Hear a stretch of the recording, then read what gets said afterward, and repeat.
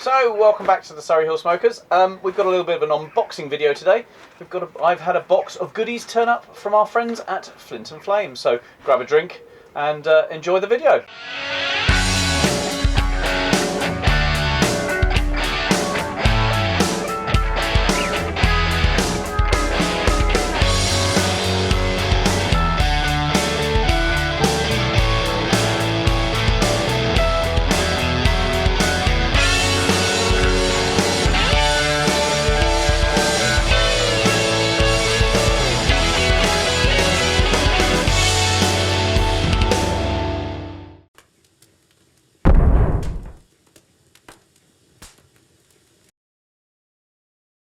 So we've had a box, well I have had a box of goodies turn up here from our friends at Flint and Flame.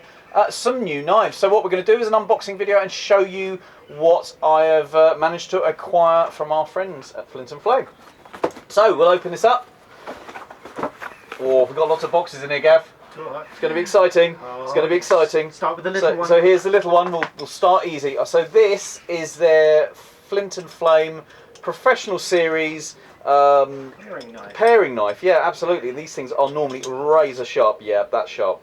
They're absolutely fantastic. Now, this is their new professional range, which they traditionally have a range which has a wood handle. These have actually got a silicone rubber handle, so they're actually better suited for the barbecue world, because when your hands are greasy or dirty or whatever, you're not going to slip out of a nice polished wood shiny handle. So that's really nice. So that's a nice bit of knife. So here we go, here's the next box. Right, this is the 6-inch Santoku. Oh, these things are beautiful. They're so well balanced, beautiful shiny blades, super sharp. I mean, the steel these guys use is absolutely phenomenal. That knife is so beautifully weighted, and that's perfect for chopping vegetables or things like that. Absolutely superb. So that's quite a nice little addition there. One of my personal favourites. Yeah. One I use the most. It's a sort of utility knife, really, isn't it? With the paring knife is nice, but the utility knife is that 6-inch. Now this is the 8-inch Santoku, because everybody needs a big 8-inch knife. Again, it's just a piece. They're almost too good to use, aren't they? They're just pretty things. Yep. It's carbon German steel, I believe, isn't it, Gav? I believe so, yeah. Yeah, I'm not an expert at what exactly the chemical composition of it, and I'm sure the guys from Flint and Flame will comment in below. But yeah, that's a lovely piece of knife. Again, they're not overly heavy, so if you're using them for a long period of time, they're not going to give you wrist strains and things like that. This is the thing I find about with the actual Flint and Flame knives. The other knives you find haven't got enough weight in them, so you feel like you've not got anything in your hand. Where these, where they've balanced them so well, they've got the right amount of weight in there. So when you're actually generally cutting, you feel like you've got the control over it. Where with a too lighter knife, you just feel like it's flapping all over. Yeah, and you have to put more effort in, don't you? Because you're having to do the work of cutting, where the weight of the knife generally is doing the cutting for you, and that's where it's also very important to have a very sharp knife, and we'll show you what we've got. So what's this box? This box is, this is a little bit different. This is not for our meats. This is an offset bread knife. Wow. And that is, again, that's razor sharp too. I don't think that's going to hold anything. But as you can see, it's not your traditional knife. And the reason that is because when you're cutting that bread, you won't catch your knuckles as you get to the bottom of that piece of bread. You'll cut it completely through on the chopping board, and away you go. So Nick says it's not for me. You can. Well, you can. This one I actually have used quite a lot on the pork belly, where you've actually got crackling on that outside. Yeah. So you cut through there with like a saw blade. And serrator edge, yeah. Through that's cool. Absolutely perfect. So that's pretty cool. So that would be nice for cutting fresh bread.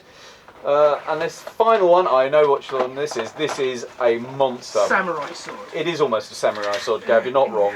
This is their ham slicing knife, but which is absolutely perfect for cutting briskets or, you know, large lumps of meat or ham. I mean, ham. We're not going to be using it for that. We will be using it for briskets. But it's got a round end on it, so it's not sharp.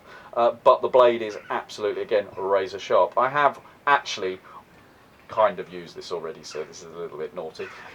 You will see it on our Instagram, the photo of the ribeye on the bone. I used this to carve it. It went literally through. I mean, that steak was fantastically butter anyway, but it literally went through a knife like through butter. So it was fantastic. So it's a really nice knife. Again, even though it's very long, it's really nicely balanced. It's not cumbersome, it's not, you know, horrible. It's a very, very nice piece of kit, and it makes cutting a big lump of meat very, very easy. So for carving roasts, pork, lamb, whatever you want, it will go through it.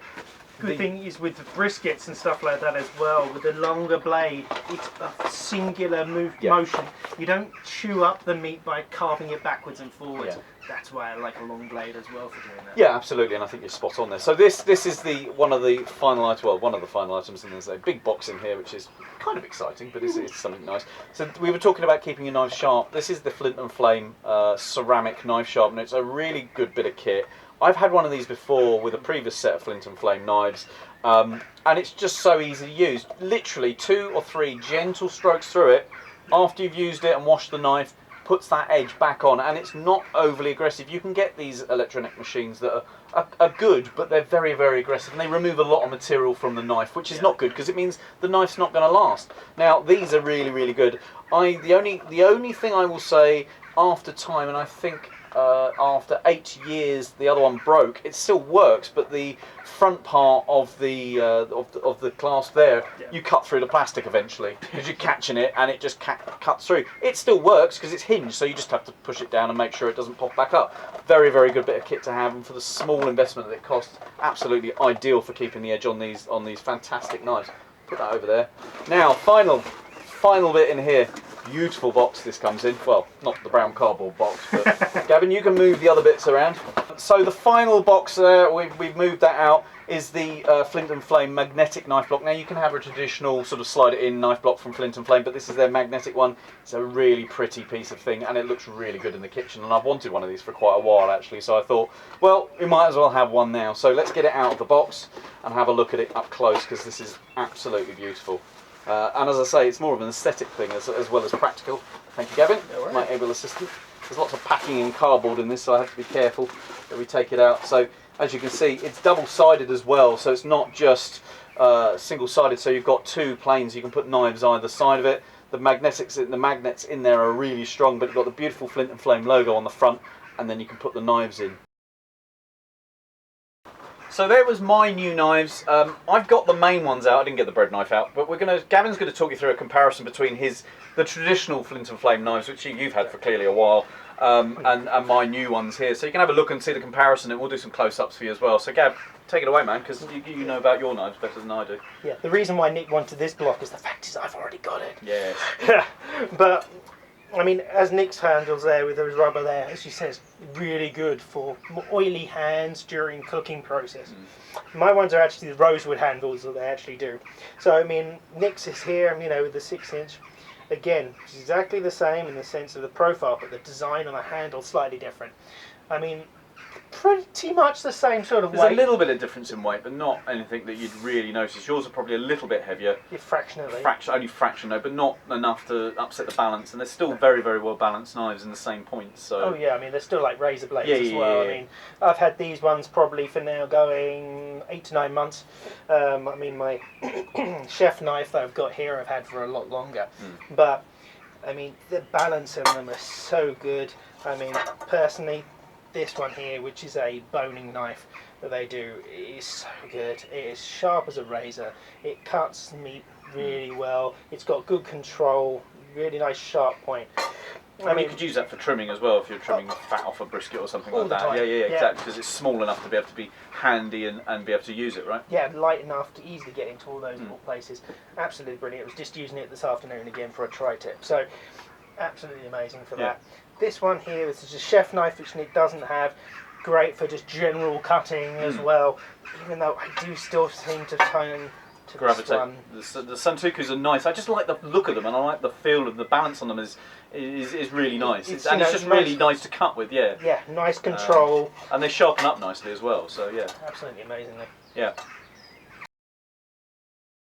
So there you go, guys. I hope you enjoyed this unboxing video. Just a quick one. Not usually what we do, but sharp knives are absolutely key to barbecuing or any cooking really. You can't cook without a sharp knife, or prepare that food, because you're just going to macerate it and beat it to death. So we'll put a link to Flint and Flame in the description down below, and if we get any codes we'll put those in there and we'll keep you updated. Make sure you keep up on our Instagram as well, because if we get any codes we might well put them on there as well.